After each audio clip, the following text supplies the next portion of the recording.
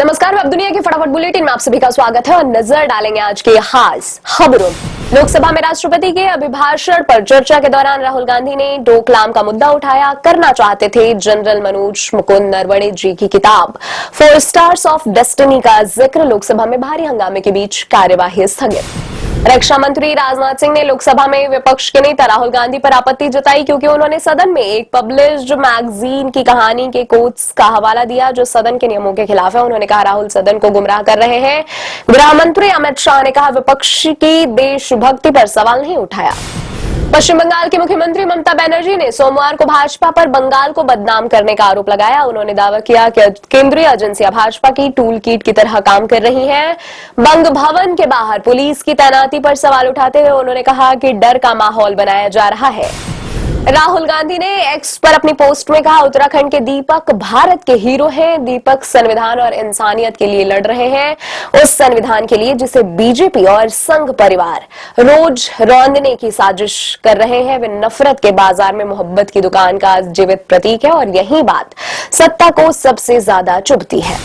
Police ने मोहम्मद दीपक उर्फ दीपक कार्की के खिलाफ मुकदमा दर्ज कर लिया है। उनके खिलाफ भारतीय न्याय संहिता की धारा 115(2), 191(1), 351(1) और 352 के तहत मामला दर्ज किया गया है। पुलिस के अनुसार फिलहाल दर्ज की गई सभी धाराएं जमानती हैं।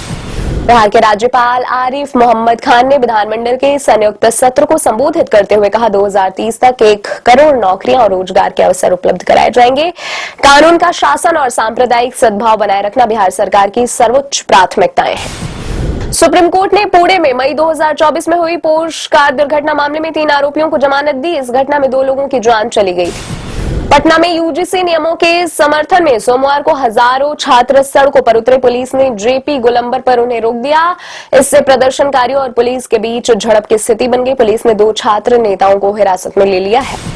यूपी के सीएम योगी आदित्यनाथ ने गन्ना के साथ तिलहन दलहन की इंटरक्रॉपिंग खेतियों को किसानों की आय दोगुनी और बहुगुणित करने वाला मॉडल बताया। योजना 2026-27 से 2030-31 तक मिशन मोड में लागू होगी।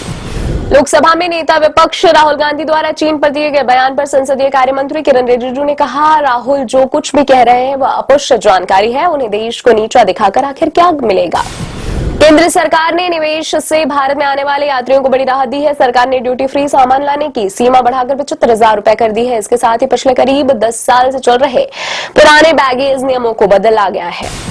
मध्य प्रदेश के शहडोल जिले के जयसिंह नगर वन क्षेत्र में जंगलों में 2 बाघ मृत पाए गए। एक अधिकारी ने बताया एक नर और एक मादा बाघ की करंट लगने से मौत की आशंका है।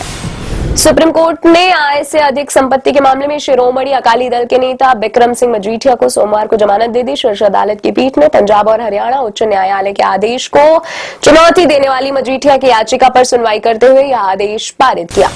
वित्त मंत्री निर्मला सीतारमण ने कहा सरकार 9 मार्च से शुरू होने वाले बजट सत्र के दूसरे भाग में दिवाला एवं ऋण शोधन अक्षमता संहिता संशोधन विधेयक पेश करेगी। कहा आने वाले महीनों में निजी उपभोग में वृद्धि जारी रहेगी। वित्त वर्ष 2026-27 के लिए घाटे का लक्ष्य बताता है कि सरकार की प्राथमिकता वृद्धि है। वित्त मंत्री निर्मला सीतारमण ने कहा वायदा एवं विकल्प कारोबार में प्रतिभूति लेन देन कर को बढ़ाने का मकसद लोगों को सट्टेबाजी वाले वायदा कारोबार के लिए हतोत्साहित करना है। वैश्विक अनिश्चितता के कारण सोने के दाम में तेजी यह बताता है कि निवेशकों का किसी विशेष मुद्रा में भरोसा नहीं है।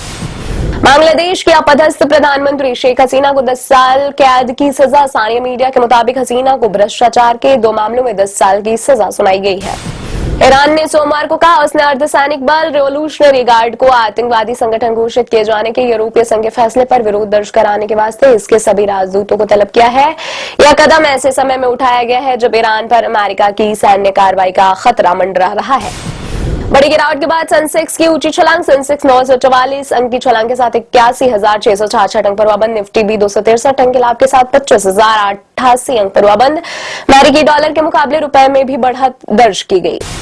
फिल्म बॉर्डर 2 ने बॉक्स ऑफिस पर पार किया 300 करोड़ रुपए का आंकड़ा। फिल्म ने 10वें दिन किया 24.22 करोड़ रुपए का कलेक्शन। देशभक्ति की भावना से भरपूर फिल्म को मिल रहा है दर्शकों का जबरदस्त रिस्पांस। फिल्म में सनी देओल, वरुण धवन और दिलजीत दोसांझ अहम किरदार में। फिल्म ओ रोमियो का नया रोमांटिक गाना इश्क का फीवर हुआ रिलीज। अरिजीत की आवाज ने फिर जीता फैंस का दिल। गाने में दिखी शाहिद कपूर और तृप्ति डिमरी की जबरदस्त केमिस्ट्री। 13 फरवरी को रिलीज होगी फिल्म ओ रोमियो। ये थी आज की फटाफट बुलेटिन। ऐसे ही ताजा अपडेट्स के लिए बने रहे हमारे साथ, यानी कि विजिट करें अब दुनिया पर।